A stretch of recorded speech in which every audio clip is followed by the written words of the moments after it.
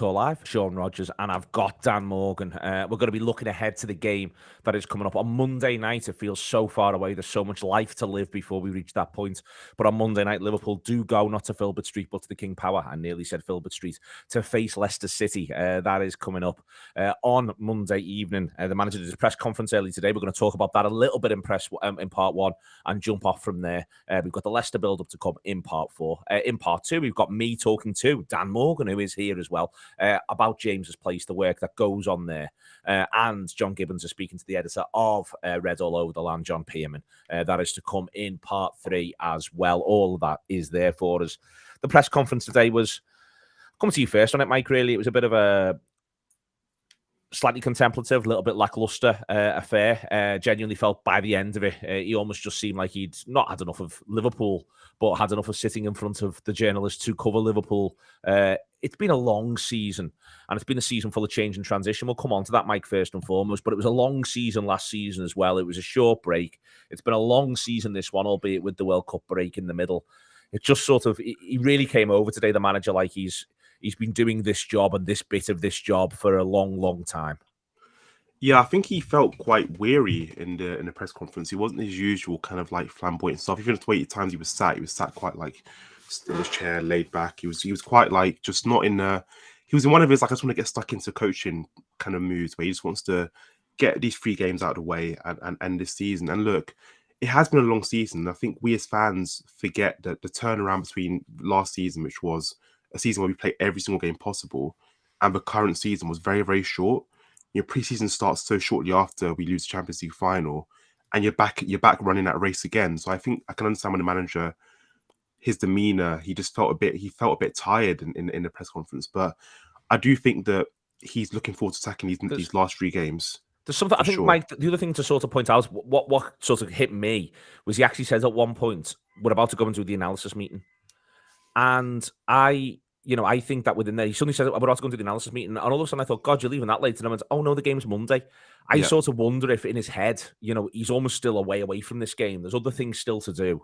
So he hasn't even sat down and done the full analysis on Leicester yet. All that's still to come. So it is a bit of a funny press conference for him. Often he's doing them on Friday, the game Saturday. That's where you're beginning to ramp up. I felt he was almost a little bit the opposite of ramped up. And as I say, by the end, when they were trying to draw him again on the top 4 race, he just seemed a little bit like, well, what are we all sitting here and doing, boys?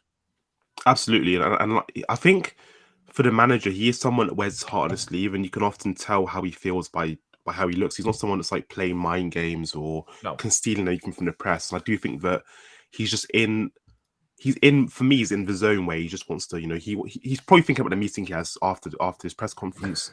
And then beyond that, just focusing on the Leicester game. I don't think he actually gives a damn about the press conference today. There are times when he wants to entertain the journalists and have a good time with them and have a chat and have a joke, and he's a bit more flamboyant. But today it was very much like, I've got to do this again, really? Okay, I'll talk to you, James Pearce. I'll talk to you, Neil Jones, for a bit.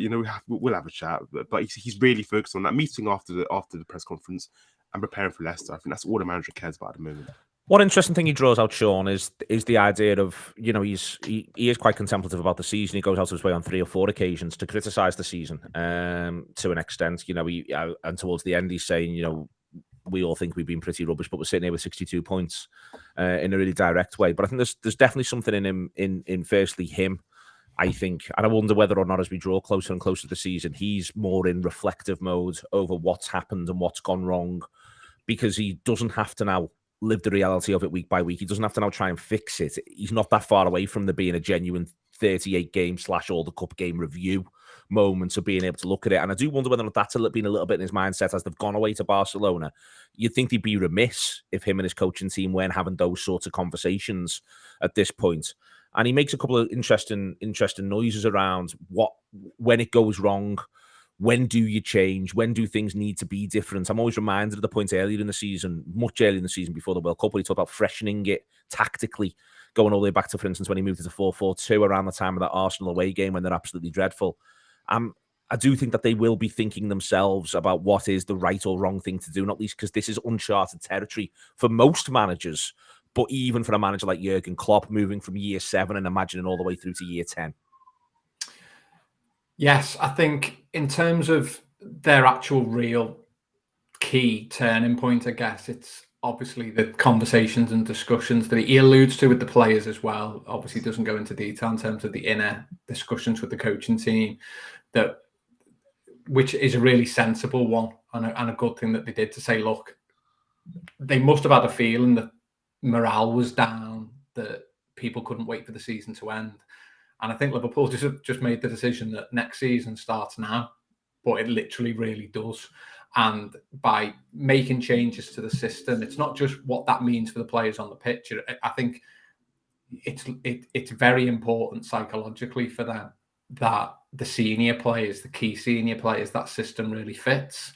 It's more important that it works for Liverpool by getting results, by the way. But if a byproduct of that is that the likes of Van Dijk, Mo Salah, Trent feel better within that system, then you've gone a long way to boosting morale in that squad. And if you get the best out of them three players, you're also more likely to get results for Liverpool.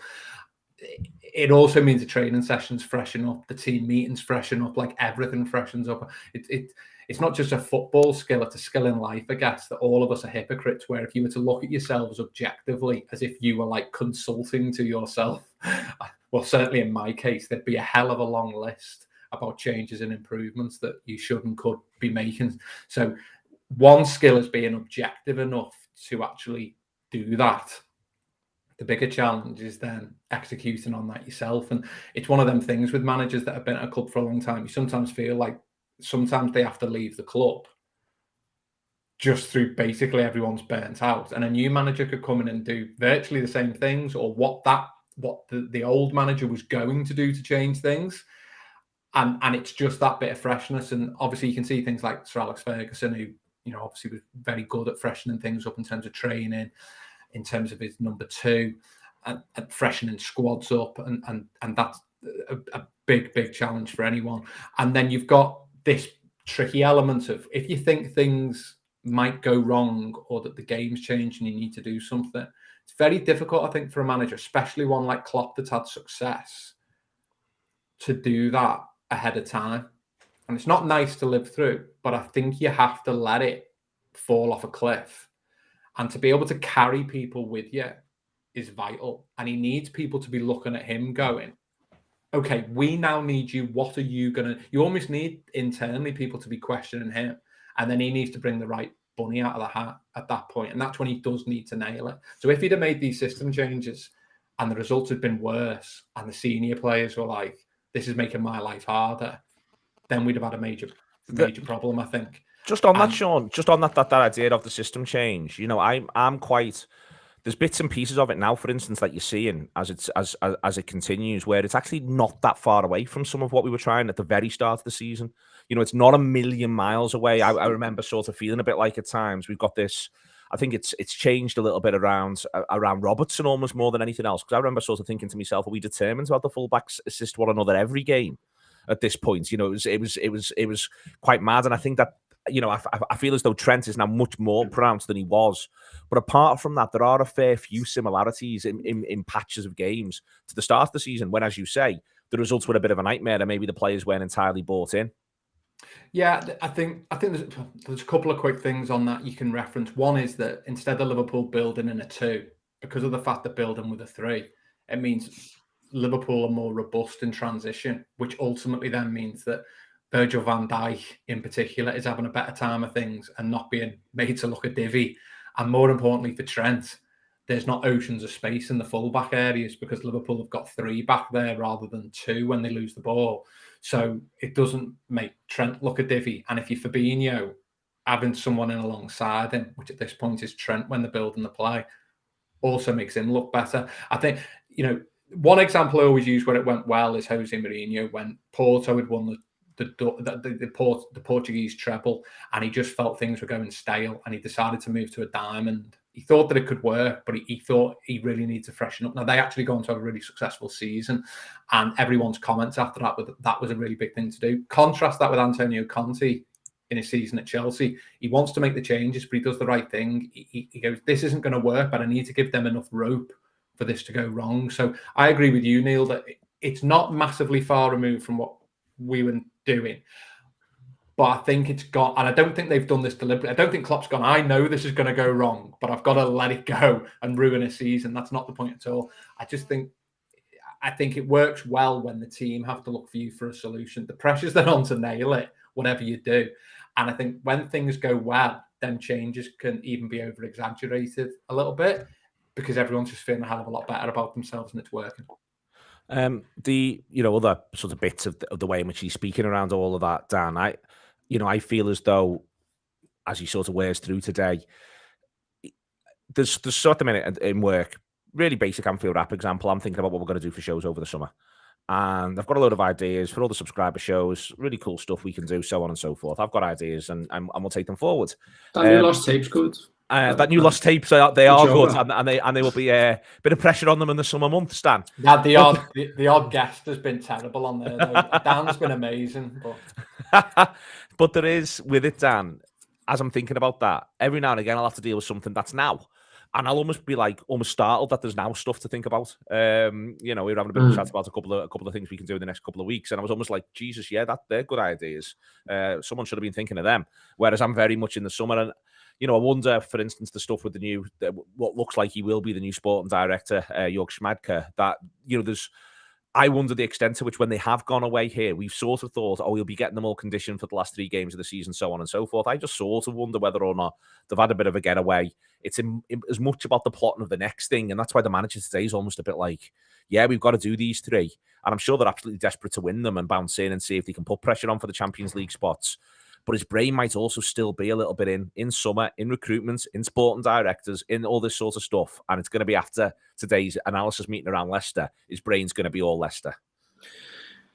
Yeah, absolutely. And I think that, I think what is noticeable about today is he's not banging the drum of counter-pressing and gegenpressing, which he's done on about the past 4 or 5 press conferences, and that's clearly very much has, yes. Clearly, pointed and message sending that, and that's clearly been in line with this change of shape that Liverpool have implemented with Alexander-Arnold, and I think he's been really trying to get that message across through the press, and he is clever like that. He does come across quite cantankerous on press conferences, and he does come across as quite irked, and he will forever intrigue me as a man and a manager of Liverpool Football Club in his behaviour to certain things. But I think he does use them in certain ways to push out the message that he needs, and that's definitely been one. And I think the reason he's not mentioning that now is because I think he probably feels like we've nailed it. And that's not to say that you can sort of get complacent about the last 3 games. I think they'll each represent their own challenge, but I think you can see that Liverpool are in rhythm probably for the first time this season. And he's just had a week working with them, Dan. So yeah, he might be what we've seen there in the training. He's like, no, whether we see it properly done in games, he's seeing them in training and thinking, no, they're getting this. This is where I want them to be. I think the training ground's fizzing. I think it is, and I think that I think you can tell that just from the way that the players are interacting with the social media accounts a bit more within training, and just those little snippets that you see.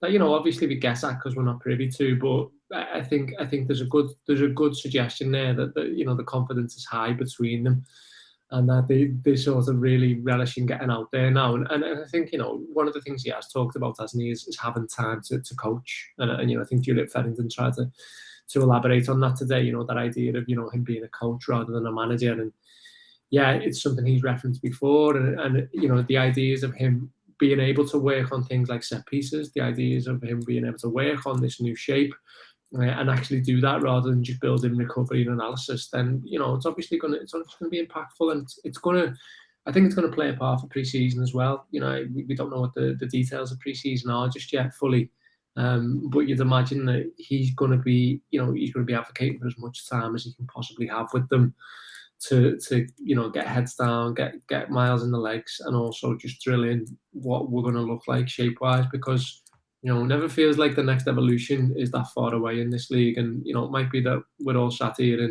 in 9 months' time saying about remember the time we all used to play a fullback in midfield areas. That was a while ago, wasn't it? Because we've all moved on to the next thing, and then you just don't know what that will be. But we need to be ahead of that curve now. We fell behind, and hopefully that's something that building competence around the manager will lead to, and that includes this new potential sporting director.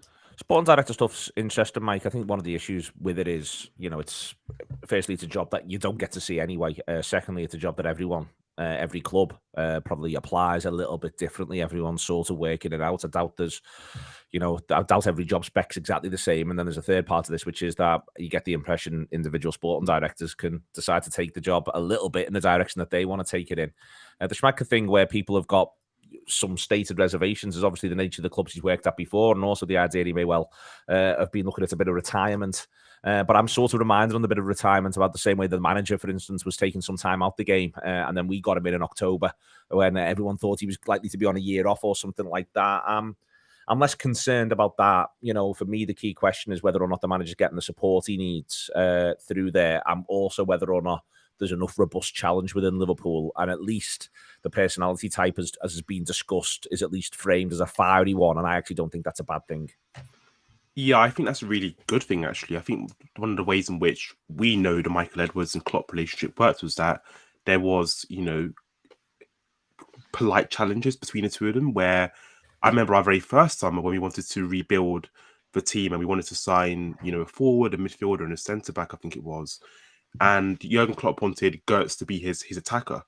And I think there was a back and forth, and Mane was actually recommended to him, or we missed out on Gertz, and Mane was the backup choice. And I remember Julian Brandt as well was a target around that same summer. So I think it is good for the manager to have his ideas in terms of a player we should try and identify challenged, because it's worked in the past for us where the managers maybe wanted a player and we've actually ended up going for a player that's been recommended for him. Another one is Mo Salah, who's recommended for him, and the manager ended up obviously taking him on, and the rest is history. So I think that's what we want to get back to, where there are these conversations happening, these dynamic conversations in the cafeterias they mentioned.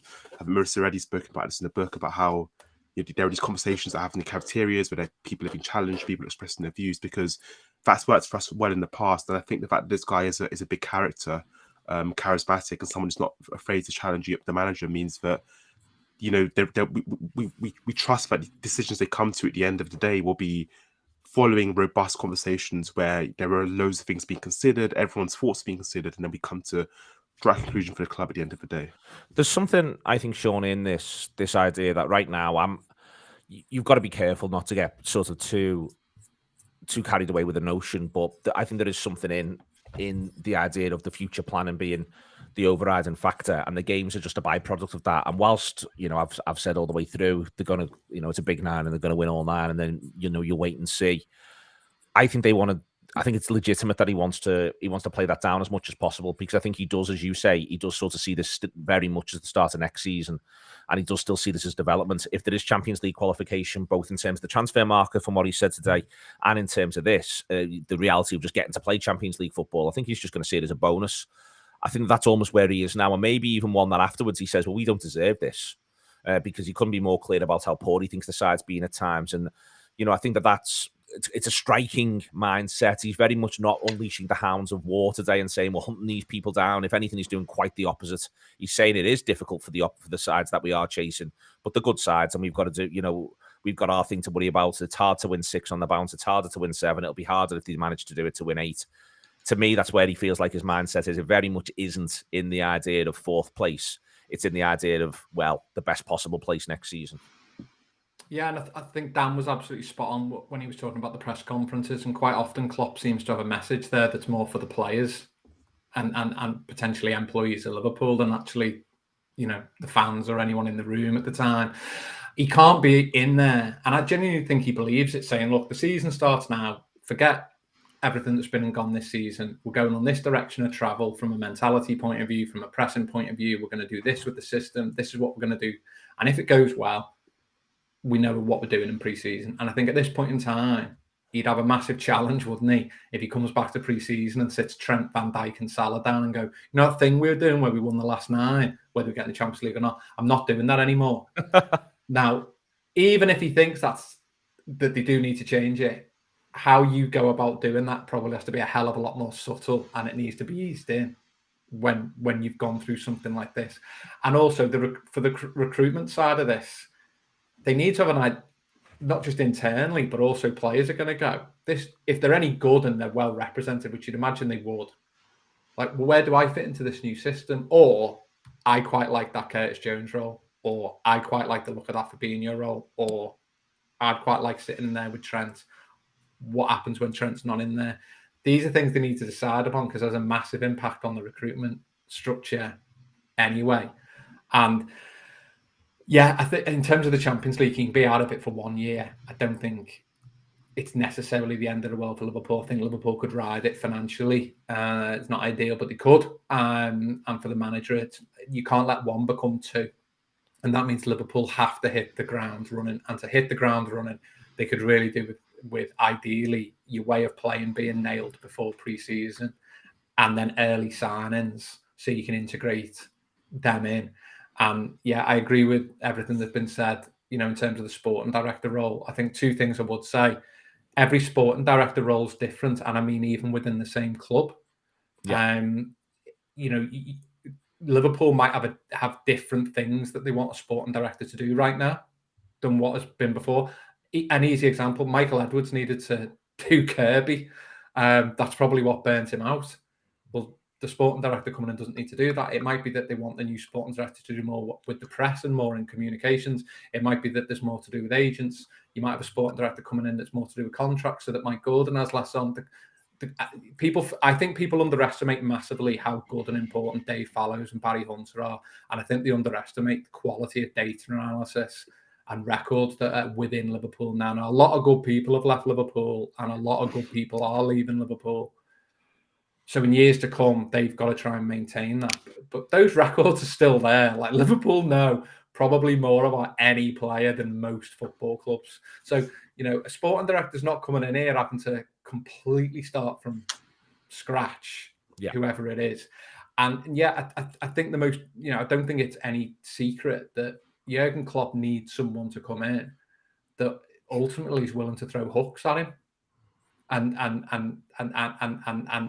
it's a very, really like loads of friction, but in a healthy way.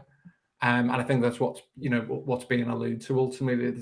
It's got to be a bit of almost like an Alex Ferguson dressing room. It's got to be on the edge without ever going past the boiling point. Excellent stuff indeed from Mike, from Dan, and from Sean. Coming up in a second is Dan Morgan talking about James's place with me. It's recorded earlier today. Also, John Gibbons then talking to John Pearman from Red all over the land. But here's me and Dan, and we'll be back in a second to build up Leicester.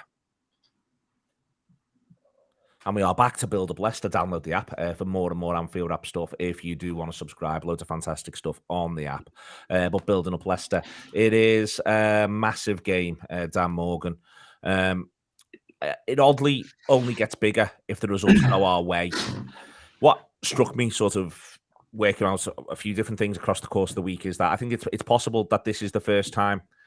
Maybe you'll disagree. Maybe you'll feel it was there in the previous two home games after Tottenham. But I wonder if this is the first time they'll feel as though there could be genuine pressure on them to get a result since they've changed the shape, with reference to the possibility of next season, especially if either Newcastle or Manchester United, who look like they may well be out without Marcus Rashford, drop points.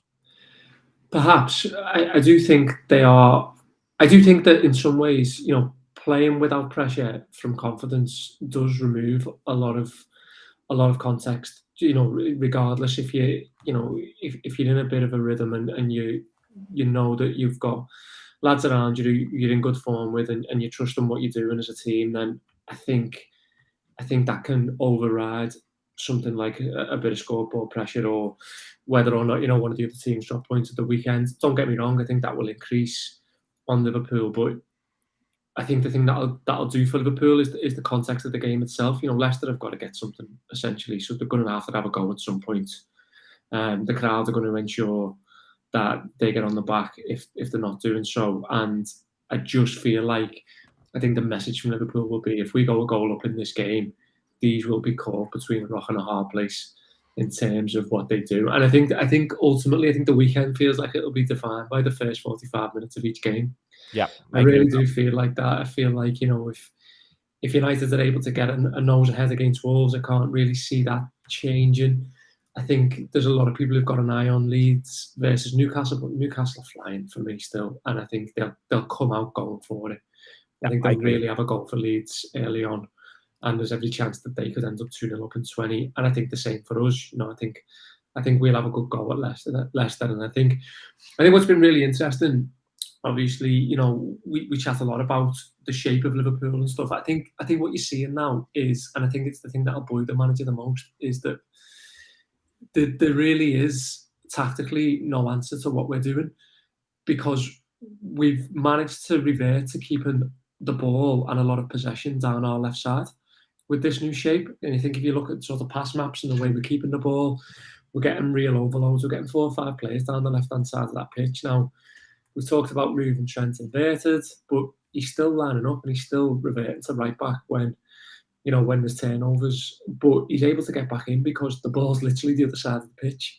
So the thing we've talked about all season, Trent in that area, is, you know, him being him being exploited, him, you know, not being, you know, maybe as confident as he should be 1v1, space being left. But how do you attack that side of the pitch when the ball is predominantly over the other side in the other corner? And I think that's just a microcosm of Liverpool giving teams a lot to work out against them this season. And I think Villa will be its own test for us, but I think on Monday we'll just have too much for Leicester in that sense. Things will become their own test as it wears on, Mike. You know, I think Villa, again, if one thing does go our way, and I agree with Dan's assessment of those other 2 games along with ours, that first halves in all of them, I think will be really rather significant. I think the idea then of having a greater sense as to where it is around the Villa game will matter. The thing about Monday night, though, is it is a Monday night. Leicester know they need literally just simply have the clarity of task, supporters and players alike, that they need to win one of the remaining 3 games, and they've got 2 of them at home, and Monday night is one of them. You know, the crowd could be a factor too. The only thing is that, you know, for instance, the manager mentioned the Everton game in his press conference, and Everton started that absolutely all over Leicester. Leicester attacked well for periods of that game, but they also ended up under the cosh as well, and they also lacked resilience. My point here is that there's lots of positives about a crowd that can get up and get behind a team. But if Leicester do something daft first 15 and Liverpool go 1-0 and maybe even find a way to go 2-0, there's every chance you've got a crowd that are making clear its disapproval. You know, this was an away end that was absolutely barracking them at Fulham in a massive way. And I just sort of wonder whether or not there's a lot of Leicester players, a lot of Leicester supporters who've just had enough of these now. And we might get to see that on Monday night. The other side is that we might get the King Power absolutely roaring.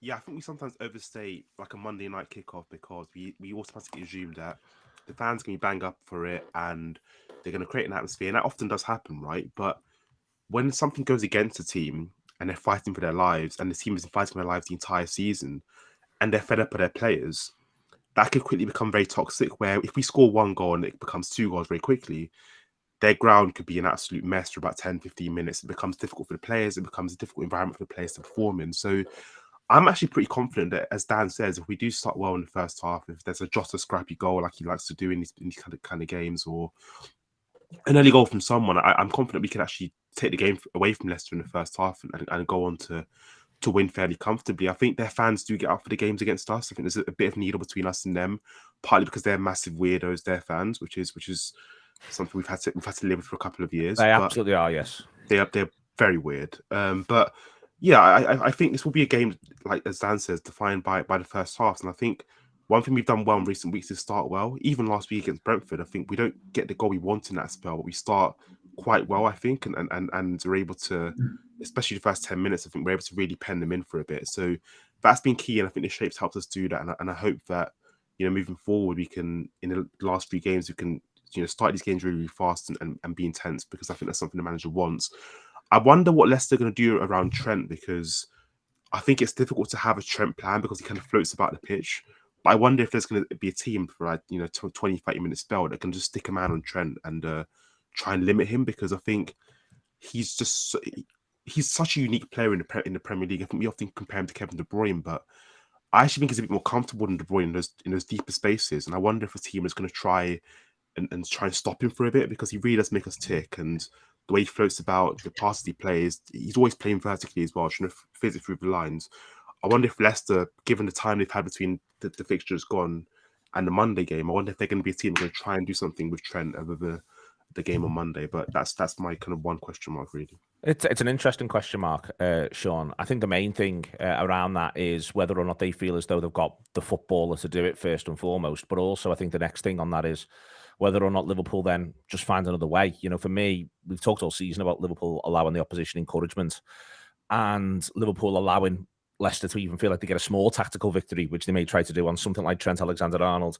It's important that nothing encourages them on Monday, on or off the pitch. You know, they've got threats. We've got to keep them out of it as well. And I think we'll see a lot in it with reference to whether or not they try to shackle Trent or don't, or where the game is. The positioning of Robertson, I think, will be a marker point.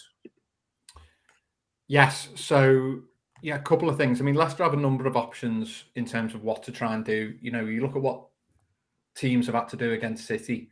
City haven't been able to just stick with the same sort of system as what Liverpool do. City do it a slightly different way, and Liverpool do it a slightly different way with different personnel. But City have had to do quite a bit of 4-2-4 at times this year. And as an aside, I think that might be something you see this Liverpool team doing more and more of. In terms of Leicester, you know, if Liverpool don't start fast, that might be something Liverpool need to have a look at as well. It's an interesting one for Leicester because when you're coming up against the kind of setup Liverpool have got, what some teams might do, Tottenham have done this quite successfully against teams in the past doing this, is they just gamble 5 forward in like the build-up phase. They'd almost be like a 5-2-3. They go, okay, well, we'll throw 3 forwards onto Konate, Van Dijk, Robertson, try and steal it there, and we'll put 2 onto Trent and Fabinho. And if we steal it there, we're in. And for a team that can't, you wouldn't expect to be able to break Liverpool down in open play. And if they can, it's not going to be too regular. The carrot dangling there potentially early to do that, and then go, if that doesn't work, we've then got to try and hold Liverpool up and get 11 men behind the ball, become difficult to break down. I think if there is a way home for Leicester, that might be it. And I think with Liverpool, and just generally something very underestimated in these games, is territory. I think too often Liverpool come into these games, and Guardiola used to do this. Let's keep possession to keep the crowd quiet. Well, you try and keep possession in your own penalty area at Anfield under the lights. You ain't keeping the crowd quiet. That's red rag to a bull, because there's an almighty carrot dangling if we can steal that there. And when you've got players just trying to play their way in, especially on an away ground when they've only had a warm-up to get used to it, I'm not that bothered about Liverpool having a rapid start. I'm bothered about Liverpool having territory. I want the first 10 minutes of this game in Leicester's half. Yes. And I don't care if that means Liverpool are almost Brentford for the first couple of minutes and we're hitting diags out of play into the corner and penning them in. I would like to see Salah and Diaz having plenty to get after in the wide areas. I don't want Liverpool to have any risk of giving away a gift or giving Leicester any encouragement if they do go to press. Liverpool don't know if they will or they won't. I would be tempted in the build-up phase to move Trent wider as a surprise element. I think against weaker opposition, you could well do that. And it'll one of my mum's phrases would be to skew if their plans. And that if they have got a plan to maybe put a man-to-man marker on, then having Trent be much wider gives them an immediate problem and decision to make. I think the other thing, as you referenced there with Robertson, I think it's very important with this system that Robertson and Fabinho have really good distribution. One of the first Liverpool teams that I watched regularly was when John Barnes had gone into central midfield.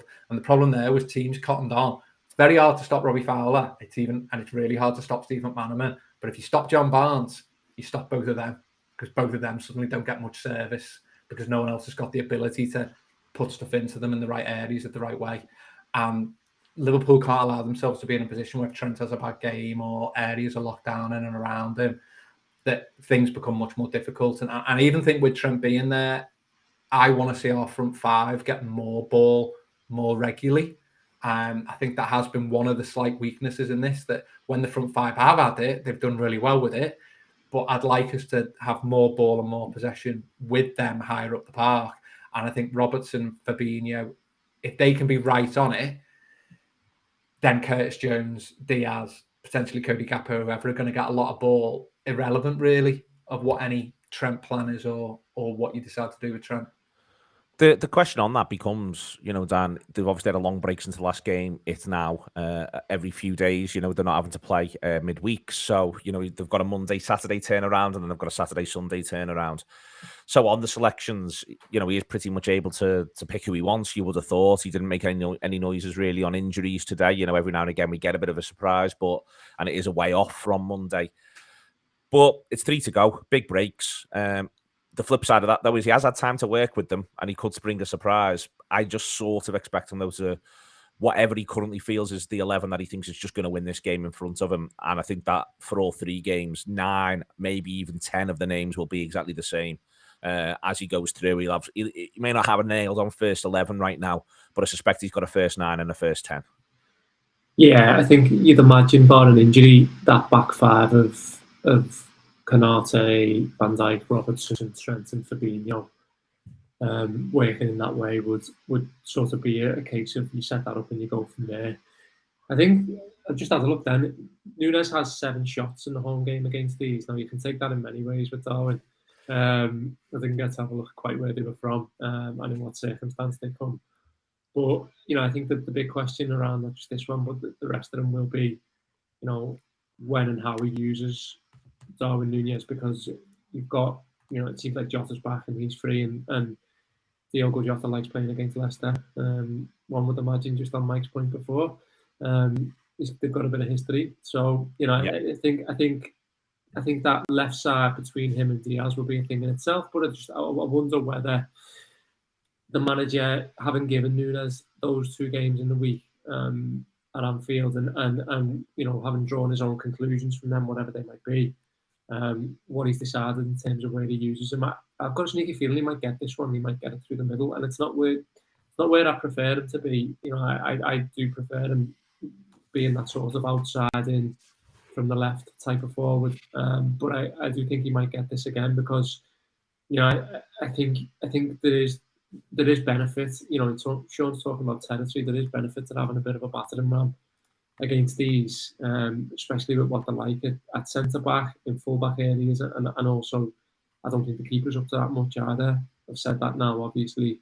That'll be the precursor for the game, but ultimately, I think there will be a lot of territory for Liverpool, as Sean mentions. I think there'll be a lot of possession.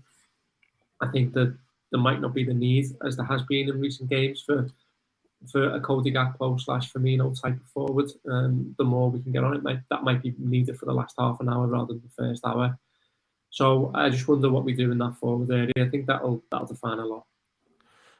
All right, give us a prediction, Dan. I think we'll win 3-1.